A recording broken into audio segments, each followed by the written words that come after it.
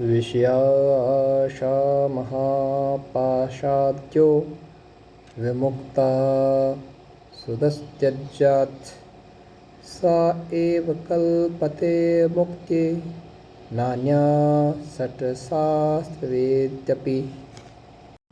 जो विषयों की आशा रूप कठिन बंधन से छूटा हुआ है, केवल वही मोक्ष का भागी,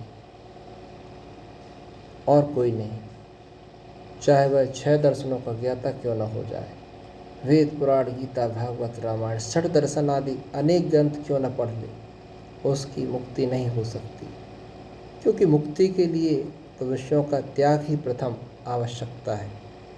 जिसे विषयों में रस आता है वह 100 कल्पों ही मुक्त नहीं हो सकता, क्योंकि विषयों में आसक्ति रखना ही बंधन का कारण है तथा निर्विषय होना ही मुक्ति है। यदि मुक्ति की आप अपेक्षा रखते हैं तो विषयों को विष के समान छोड़ दें।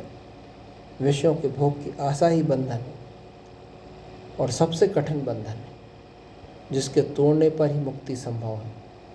अन्य कोई मार्ग नहीं है। अन्य सभी दुर्गुण इसी के कारण उत्पन्न होते हैं, जो मोक्ष का ही नहीं, जीवन का भी अभिशाप बन जाते हैं। तो विषयों के विष को आप काले सर्प के विष से भी अधिक तीव्र मानें, क्योंकि सर्प का विष तो खाने पर ही प्राण हरण करता है, किंतु विषय रूपी विष तो देखने मात्र से ही अपनी ओर आकर्षित कर उसे भोगों में प्रवृत्त कर नष्ट कर देता है। हर प्राणी का स्वभाव होता है कि वो किसी न किसी विषय पर आसक्त होकर अपने प्राण गंवा देता है, किंतु मनुष्य एक ऐसा प्राणी है जो 5 विषयों पर जीवन भर आसक्त रहता है।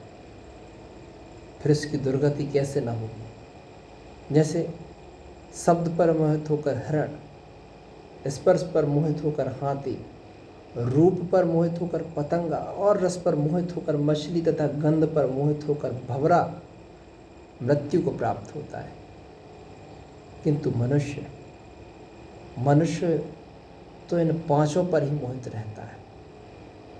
फिर वह अपनी दुर्गति से किस प्रकार बच सकता है। ये विषय ही मनुष्य के विनाश का कारण बनते हैं, जिनसे आसक्त रहकर हम जन्मों जन्मों तक दुख भोगते रहते हैं। फिर भी इनके प्रति हमारी आसक्ति का त्याग नहीं हो पाता।